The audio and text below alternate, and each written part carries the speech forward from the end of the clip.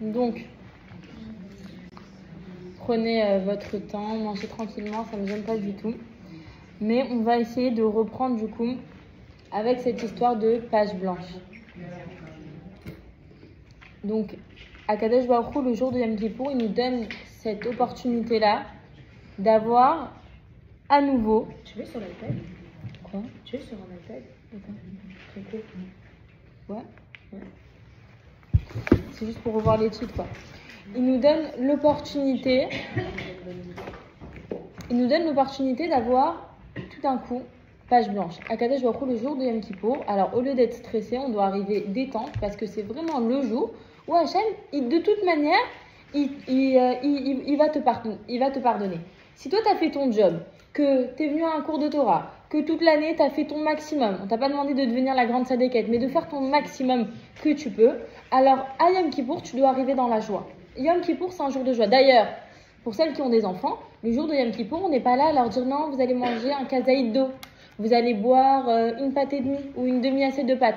Le jour de Yom Kippour, s'ils kiffent les frites, on leur fait des frites. S'ils aiment les hamburgers, on leur fait des hamburgers. C'est un jour où on est joyeux. Nous, pourquoi on jeûne? Nous, pourquoi on jeûne le jour de Yom Kippour? Parce qu'on veut ressembler à des anges. Mais concrètement, le Etsem, l'intériorité de ce jour, il est vraiment pas du tout ni stressant, ni avoir peur, parce que c'est Yom Kippourim, c'est le jour Hachem, il nous pardonne de toutes nos fautes. Maintenant, Akadosh Baruch Hu, il nous pardonne de toutes nos fautes, mais il nous pardonne pas des fautes Ben Adam Lachavero. Il nous pardonne pas si on a oublié de rendre un objet à notre ami, si on a promis quelque chose à notre ami, si on a blessé quelqu'un. C'est pour ça que la veille de Yom Kippour, on est censé demander pardon à chacun.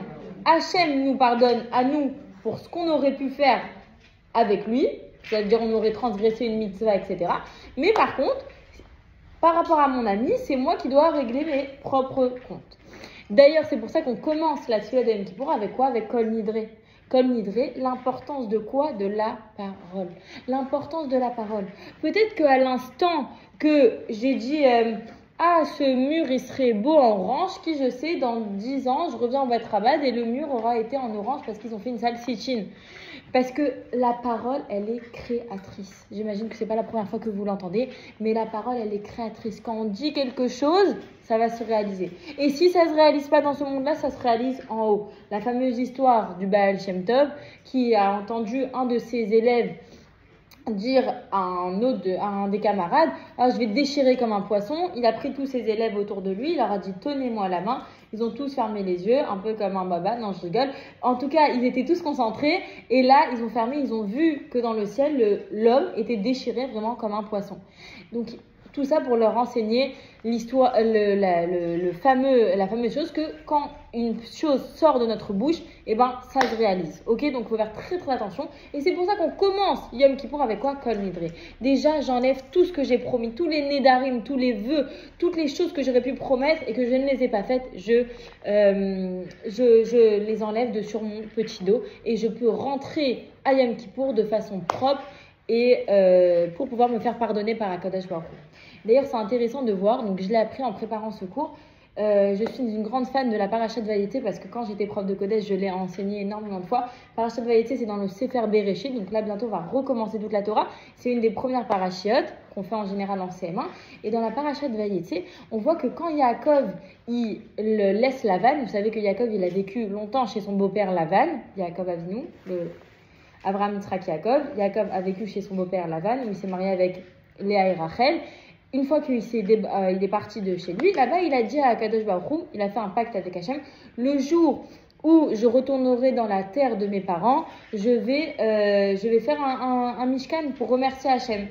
Et on voit que dans la suite des événements, Yaakov oublie cette promesse-là. Et qu'est-ce qui va se passer? Les commentateurs nous disent que, sans le savoir, il y a une corrélation. Il y a eu le viol de Dina. La pire chose que tous les Avot ont eu dans l'histoire, tout le monde a eu des épreuves, etc. Yaakov a vu sa fille se faire violer, et même on dit que de cette relation-là est né Osnat, qui va plus tard se marier avec Yosef. Bref, en tout cas, on sait que tout ça c'est Mina Shamaim, etc. Mais les commentateurs de cette histoire-là, ils nous disent quoi? Pourquoi? Chiten et mettre les Yaakov. C'est quoi Chiten et mettre les Yaakov? Donne le et mettre la vérité, la droiture dans la bouche de Yaakov. Yaakov, tu m'as dit quelque chose, tu l'as pas fait, voilà ce qui en est arrivé pour te rappeler et t'as pas fait ta promesse. En gros, parfois, nous aussi dans notre vie, et j'ai encore écouté une autre histoire par rapport à ça d'un Rav qui devait recevoir son salaire et il a vu que pendant quelques mois, ça n'arrivait pas. À ce moment-là, il est parti voir sa femme, il lui a dit c'est bizarre et tout, j'ai pas reçu mon salaire, c'est que je dois avoir quelque chose avec Hachem. En général, quand il y a quelque chose qui va pas, on essaie de voir, on refait un bilan sur nous-mêmes. Et là, du coup, il discute avec sa femme, en même temps, il passe par la choule. Et là, il y a un homme qui lui demande au bedeau de la choule, est-ce que peut-être je t'ai pas donné ton argent une fois? Est-ce que, machin, il a dit non. Tu te rappelles pas qu'il y a un monsieur qui t'a donné de l'argent pour que tu fasses Kaddish pour son père, je sais pas quoi? Il a dit ah oui, c'est vrai. Bref, en tout cas, tout ça, c'est pour vous raconter, pour vous dire que la force d'une parole. J'ai promis quelque chose à quelqu'un. Faire ce travail-là avant Yom Kippour, on est à quelques heures de Yom Kippour. Est-ce que peut-être j'ai promis de l'argent? Est-ce que peut-être j'ai promis quelque chose? Je lui ai dit, j'allais lui donner ce pyjama pour son fils. Ah, peut-être que je me dis que j'allais m'occuper de quelque chose. Faire ce petit travail-là, bien sûr, ne pas se morfondre si on n'a pas réussi à le faire, etc. Tout prend du temps. Et à Kadosh Baruch Hu, faut se rappeler que Hachem, il nous juge par qui on est. C'est le seul. Même notre mari, même nos parents, ils ne nous connaissent pas intrinsèquement, intérieurement comme Akadosh Baruch Hu. Il nous connaît Hachem, il connaît nos ma'alot et il connaît nos chesronot. Il connaît combien on a de la facilité pour faire du chesed, pour etc. Chacune dans son caractère et dans ces belles choses qu'Akadosh Baruch Hu il nous a données. Mais il connaît aussi dans quoi on est faible. Et ne vous inquiétez pas. Ces derniers jours, on dit quoi? Avinu Malkenu. D'abord, on dit quoi? On dit pas Malkenu Avinu. On dit Avinu, notre Père, Malkenu, notre roi. Avant même d'être notre roi, avant même d'être celui qui va sceller pour la vie ou pour la mort, rappelons-nous, 2 secondes, avant de stresser, avant de bouillir, avant de se morfondre, d'avoir peur, machin. Ah, t'as vu, j'ai pas réagi. C'est mon père, c'est mon père. Est-ce que mon père, j'aurais honte d'aller lui dire, mais papa, en vrai, c'était pas vraiment ça que j'avais envie. Viens, je te fais un câlin. Viens, je te dis pardon. Viens, c'était pas vraiment ça que je voulais. Donc, aller dans ses bras. Le jour de Yom Kippour et Rosh Hashanah, c'était pareil. On va dans les bras d'Hachem. On lui dit merci Hachem pour tout ce que tu m'as donné durant cette année. Merci Hachem pour ces enfants. Merci Hachem pour tout cet argent. Merci Hachem pour ces vacances. Merci Hachem pour tout ce que tu m'as donné durant cette année. Merci. Hachem continue et je te promets que je marcherai dans tes voies. Peut-être pas que je vais devenir la grande sadéquette comme personne. Mashiach n'est pas là, à ce que je sache, on n'a pas encore entendu le chauffeur. Personne n'est des tzadikim. Les malachim, c'est dans un autre monde. Nous, on est des humains et quand on voit un bon sushi, on a envie de le manger. Quand on entend une belle musique, on a envie de danser. On est des humains. On vit dans un monde de chair, d'os, de sang, de tout. Donc, on ne doit pas se morfondre. On doit se sentir bien avec notre judaïsme et se dire qu'Akadosh Baruch Hu, il nous donne le meilleur pour nous. Le meilleur. On est ses enfants. Il a envie de tout nous donner. Mais il nous donne seulement ce qui est bon pour nous. Et juste une petite histoire d'Ashgacha Pratit. Je sais que les petites Marseillaises qui vont écouter ce cours après en rediffusion, elles vont rigoler. Mais ça fait 2 ans, même plus, qu'on essaie de déménager. Et il y avait un appartement que j'avais dans le viseur. Écoutez l'histoire, c'est très personnel, mais elles vont rigoler les Marseillaises. Je l'avais dans le viseur et quelqu'un est venu d'Israël et l'a pris. Mais maintenant, je vous promets, j'ai eu de la joie pour elle. Je me suis dit, Baruch Hashem, déjà elle vient d'Israël, c'est dur de faire une hérida. Vraiment, j'ai travaillé sur moi. Je me suis dit, c'est que c'était pas pour moi. Hashem, il sait exactement ce qui est bon pour moi. Ce soir, avant qu'on monte dans le Uber, elle m'envoie une note vocale. Léana, c'est un mazal que t'aies pas pris cet appartement. Je te dis, parce qu'en fin de compte, elle m'avait vue. Après ça, elle m'avait dit, mais pourquoi tu l'as pas pris? Toi, t'étais à Marseille avant nous et t'as eu les jumeaux, etc. Normalement, c'est toi qui devais passer avant nous pour cet appartement parce que c'est quelqu'un de la communauté qui l'avait et qui nous connaît très bien. Donc, normalement, ça aurait dû être nous qui reprenons cet appartement. Mais mon mari, il voulait pas pour une histoire de porte de Shabbat, pour que vous connaissiez tout dans les petits détails. Bref. En tout cas, moi, j'avais encore cette boule parce que dans cet appartement, il y a un grand ascenseur et j'aurais pu rentrer ma poussette jumeau à l'intérieur des tentes et tout, mais le rêve, j'aurais pu faire la souka, tout ce que je veux. Bon, on revient à nos moutons. Aujourd'hui, elle m'envoie un message, Léana, machin, nan. Bon, elle me raconte quelque chose et à la fin, elle me dit, mais d'ailleurs, mazal que tu n'aies pas pris cet appartement. Je lui dis, qu'est-ce qui s'est passé? Elle m'a dit, voilà, ça fait 2 semaines qu'ils sont partis à Paris, donc on s'est échangé. Elle était à Paris chez ses beaux-parents et bref, elle me dit, 2 semaines qu'on n'était pas là. La voisine du 5e étage, elle a fait des travaux et il y a eu un tuyau qui a été cassé par les travailleurs et les cafards dans tout l'immeuble. Elle m'a dit, partout, ça grouille. Elle m'a dit, elle est rentrée, elle a dû reprendre ses valises et repartir chez sa mère. Elle pouvait même plus rester dans cet appartement. Donc, c'est simple. Akadosh Baruch Hu, il donne. Mais maintenant, Chaz Veshem, que je suis pas contente pour elle, Chaz Vechadila. Mais en tout cas, Akadosh Baruch Hu, il te donne les preuves que tu sais surmonter. Elle, Baruch Hashem, elle a sa mère là-bas, Baruch Hashem qui s'occupe d'elle. C'est sûr que c'est pas la meilleure chose, elle voulait pas, elle adore son nom chez elle. Mais comme quoi, Akadosh Baruch Hu, il te met les choses dans ton chemin. Et remercie Hashem pour tout ce que tu as, pour tout ce que tu n'as pas. Parfois, la chose que tu n'as pas, c'est une bracha. Mais c'est sûr que c'est une bracha. Parce qu'Akadosh Baruch Hu, il te donne chaque instant de vie, chaque instant de choses qu'il te donne, c'est pour toi, c'est pour que tu vives pleinement. Et toutes les capacités qu'il t'a données, que tu saches danser, de je sais pas quoi, chacun dans son travail, voilà, chacun a ses capacités pour réussir dans sa vie. Ne pas croire que l'herbe, elle est plus verte chez l'autre, ou que l'autre, il a plus de loto que nous, ou je ne sais quoi. Chacun, ce qu'il a dans sa vie, c'est une bracha.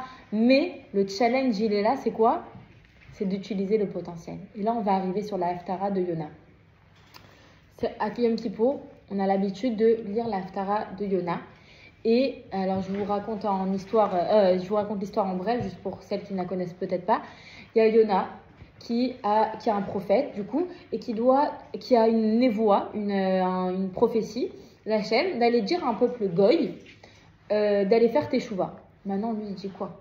Moi, le peuple juif, il se comporte un peu parvé, là, comme ça, ils sont pas au top. Je vais pas aller, moi, un juif, leur dire aux goy d'aller faire teshuva pour que eux ils soient en haut de la balance et que les juifs, ils restent en bas.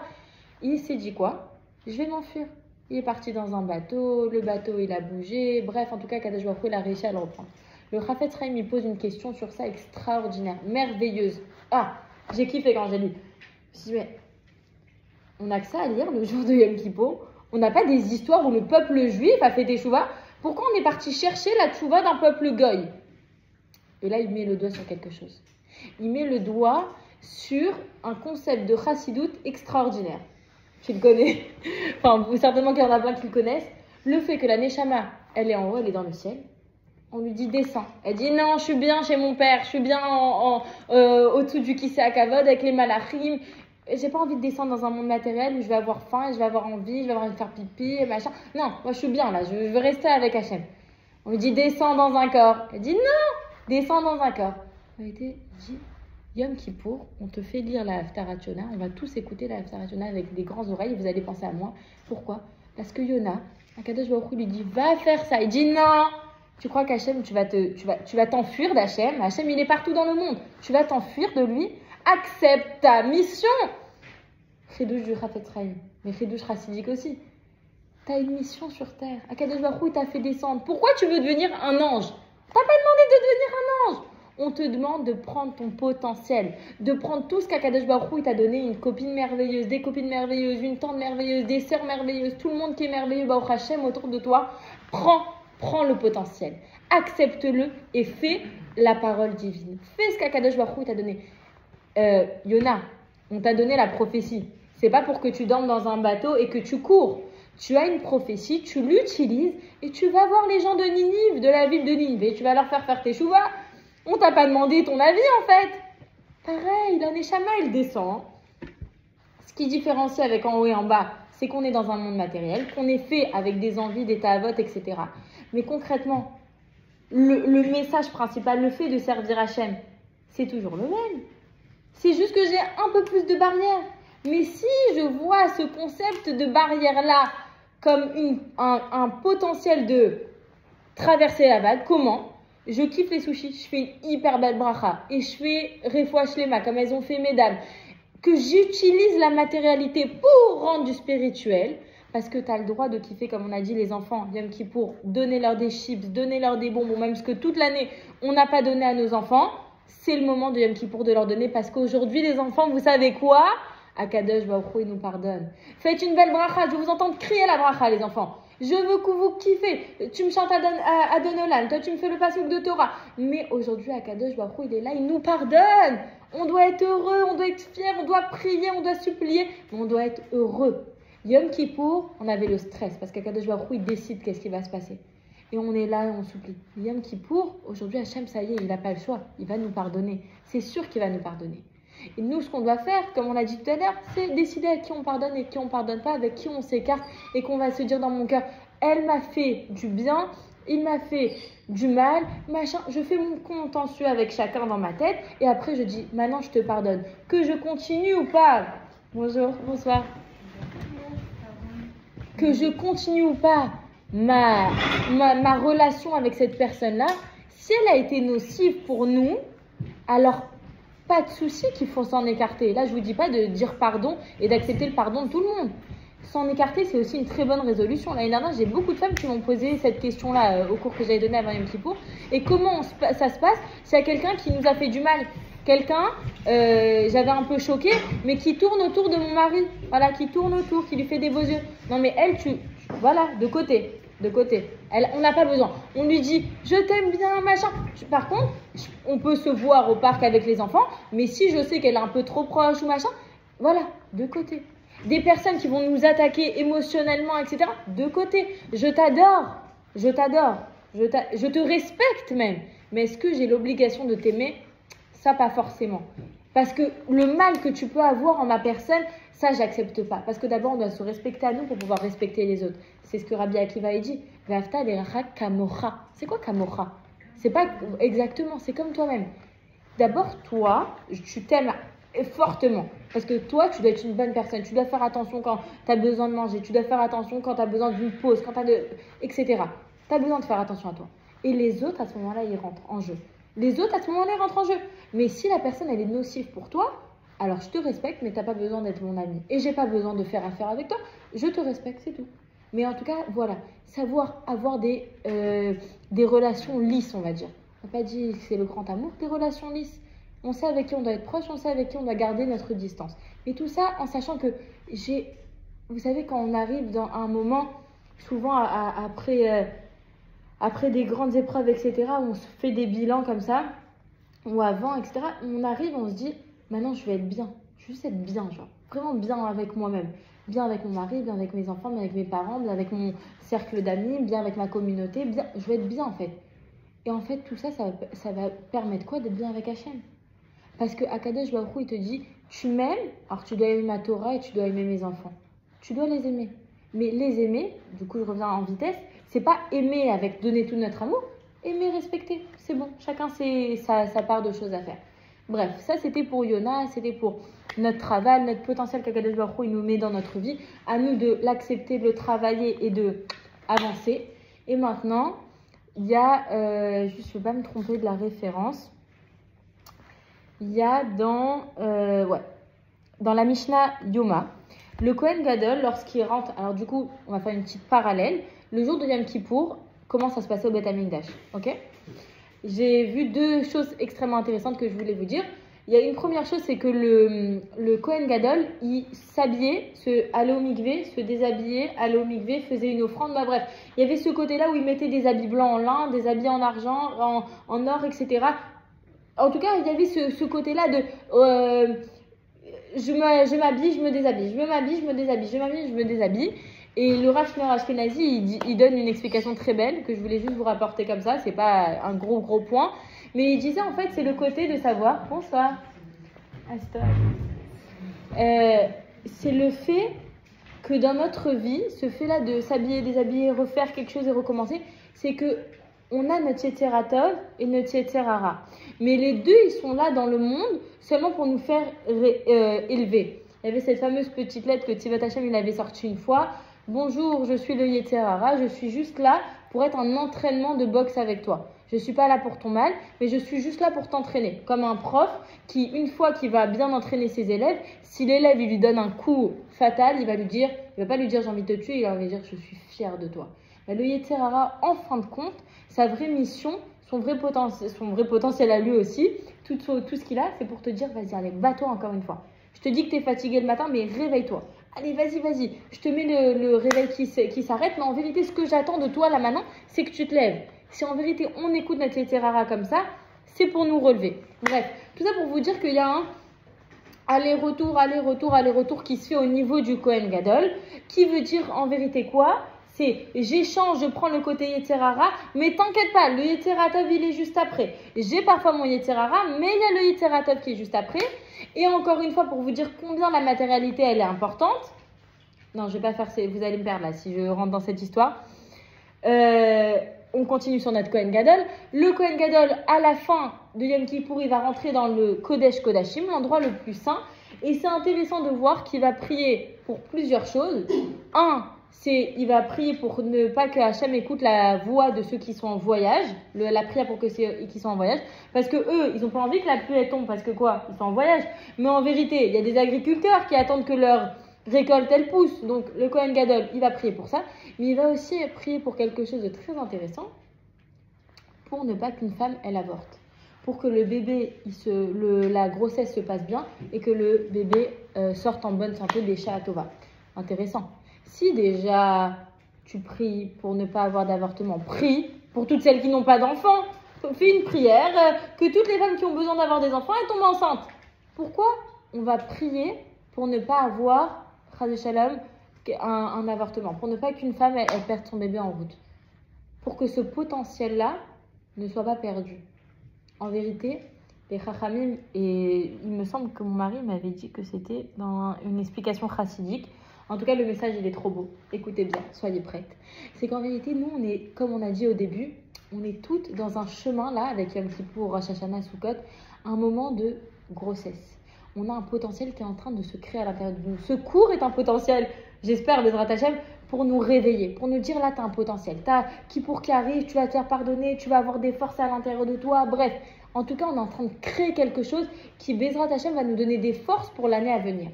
Et le Kohen Gadol, quand il prie pour ne pas qu'il y ait d'avortement, en vérité, il prie pour que toutes ces forces-là qu'on est en train d'amasser durant le mois de Tishri, que ça avorte pas. Que ça avorte pas. Que tu prennes les forces de Rosh Hashanah, de Kippour, de Sukkot, où tu as kiffé avec la famille, où tu t'es renforcé, tu as kiffé, tu as vu le Sefer Torah plein de fois dans la journée, tu as prié, tu as été à la choule pour prier, tu avais tes enfants. Bref, chacun. On a eu des forces. On va avoir, Bezrat Hashem, des forces. Que ça n'avorte pas. Que tout ce potentiel-là, de là puisse découler un changement dans la personnalité de la personne. Je ne sais pas si ça se dit, mais bref. En tout cas, qu'il y ait quelque chose qui se passe. On prie pourquoi?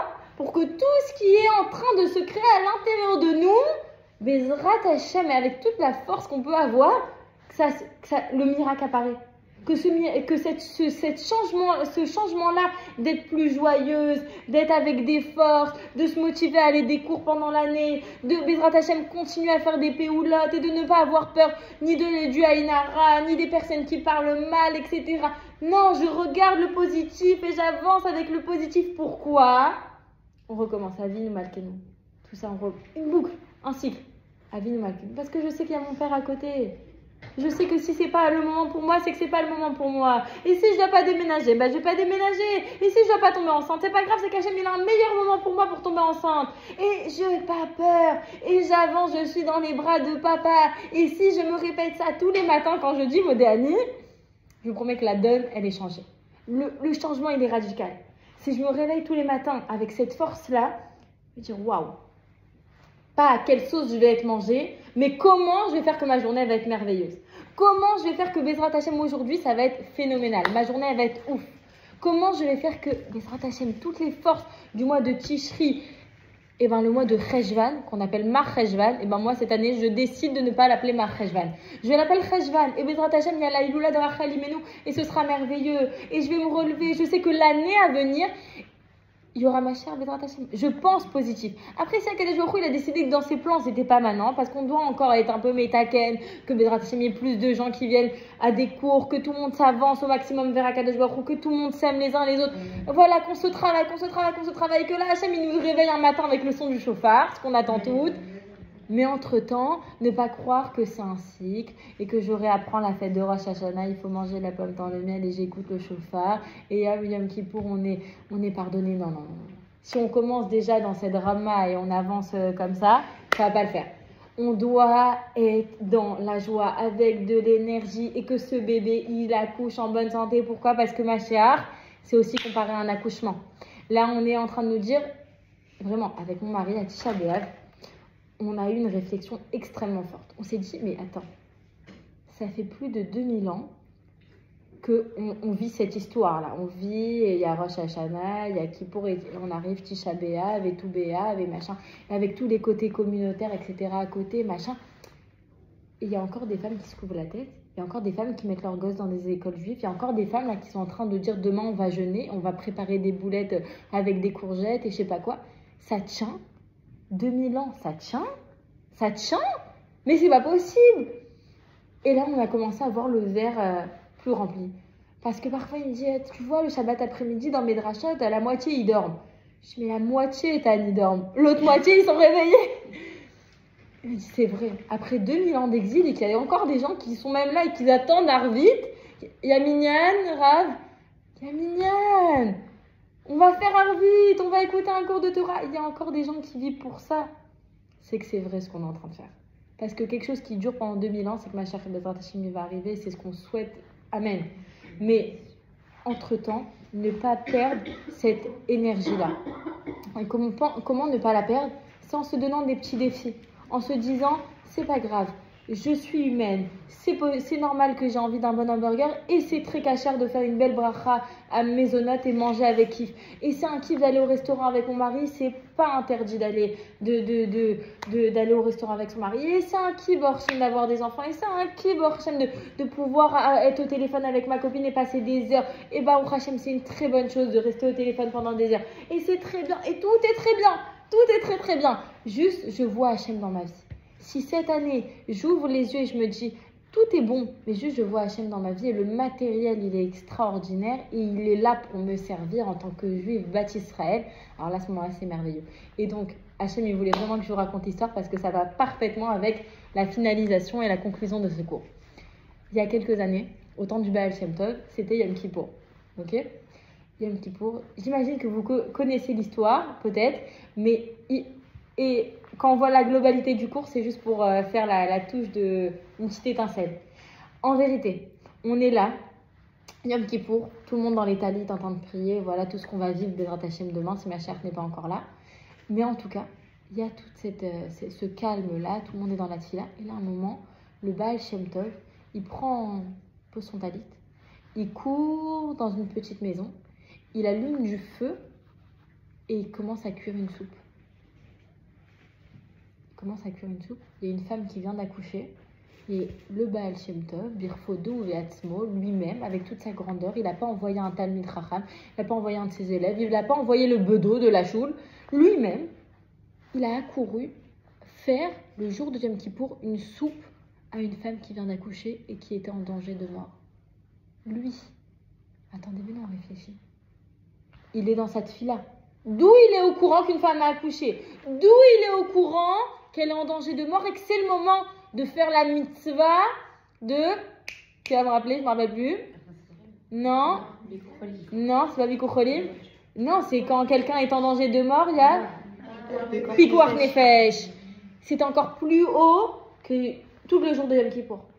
Là, c'était Pikuach Nefesh. La femme et le bébé, il allait devenir... du coup, sans maman, il a tout arrêté, orphelin, il a tout arrêté, il est parti lui-même faire une soupe. Le jour de Yom Kippour, le jour le plus saint. Il y a une dissonance là, madame la rabbinite. C'est pas possible qu'il y ait une histoire. Mais c'est vrai. Et tous les ans, je la réécoute et je me dis, il y a quelque chose. Mais vous comprenez ? Le matériel, il est au service du spirituel. Et le matériel, on vit dans un monde matériel. Si maintenant... Pourquoi Kadosh Baruch Hu, il nous a donné cette mitzvah-là de sauver la vie d'une personne? Il te dit maintenant c'est Shabbat, on s'en fiche, t'appelles les pompiers et tu descends. C'est Yom Kippour, tu vas lui faire une soupe. Le Baal Shem Tov, pas le bedeau, il a la névoie, il ressent qu'il y a quelque chose qui se passe. Lui-même, il sort et il va sauver cette femme. Et il va pas lui dire, madame, qu'est-ce que vous faites là? Allez à la choule, vous n'êtes pas censé être allongé. Il va aller lui faire une soupe. C'est ça notre religion. C'est une Torah de vie, c'est une Torah d'amour, c'est une Torah de fraternité, c'est une Torah où on te dit le matériel est au service du spirituel. On vit dans un monde matériel. Boker Tov, on a tous envie, on a tous besoin, on a tous envie du nouveau sac, mais c'est normal. C'est normal. Ce qu'on doit changer, et ce sera le mot de la fin, c'est le regard qu'on a avec la chose. Le regard qu'on a avec la chose. J'ai envie du coca, c'est merveilleux. Fais chez Alcool, prendre de la force pour éduquer, pour avoir de la force pour remettre tes enfants au lit, etc. Tu as le droit. Juste le regard. Pas, Hachem, il est là. Hachem, il n'attend pas de voir à quel moment là tu vas trébucher pour te frapper. C'est beaucoup l'éducation qu'il y a quelques années, il nous donnait, on va te frapper. Non, on n'est plus en noir et blanc, on doit être coloré, on doit être sympathique, on doit kiffer la Torah. La Torah, c'est une Torah de vie. Là, on vit dans un monde matériel, Akadosh Baruch Hu, il nous a mis dans ce monde, c'est pour faire djirab et tartonim, pas djirab et shamaim. Il n'y a pas de djirab et shamaim, djirab et tartonim, dans un monde ici-bas. Ici-bas, ta maison, elle doit être cachère. Ici-bas, tu dois avoir une chambre avec ton mari, avec le kiv Bezrat Hashem. Tu dois avoir des enfants en bonne santé, leur donner tout ce qu'ils ont besoin. Tu dois kiffer ton monde ici-bas. Et comment tu kiffes vraiment, c'est quand tu es connecté avec Akadosh Baruch Hu. Quand tu sais que tu es bien avec Hashem. Parce que si déjà je suis mal avec ma copine, j'y pense la nuit, alors mal avec Hashem, alors on fait teshuva, on se revient vers Hashem, Bezrat Hashem. Hashem, il a déjà décidé, Bezrat Hashem, qu'elle allait nous pardonner. Mais nous, maintenant, tout ce qu'on doit prendre, côté positif, œil positif, matériel est là pour nous aider. Et Bezrat Hashem, on va arriver à Yom Kippour et aux belles fêtes de Sukkot. On passe cette fête de Kippour, on va arriver à Sukkot. Vesamarta bechagecha. C'est quoi Vesamarta? Tu vas te réjouir. Bezrat Hashem, on se souhaite tout ensemble. Bezrat Hashem. Par le mérite que vous êtes venu écouter un cours, il y a tellement de choses à faire, il y a des choses à cuisiner, il y a des enfants à endormir, il y a plein de choses à faire. Mais on a tous décidé, il y a les caparottes à aller faire. On a pris ce temps-là pour Bezrat Hashem se renforcer, pour s'unir. Qu'on montre à Hashem, regarde, on est là, on est en train de s'unir. S'il te plaît, aide-nous à avoir une année de joie, de largesse, qu'on soit toujours nous à donner la tzedaka aux autres. Bezrat Hashem, qu'on soit dans une année de lumière, de joie, et qu'on puisse danser au mariage de notre père là. Bezrat Hashem, Hashem, il a décidé que ça se fasse au bon moment, Bezrat Hashem, et que tous ceux qui ont besoin de...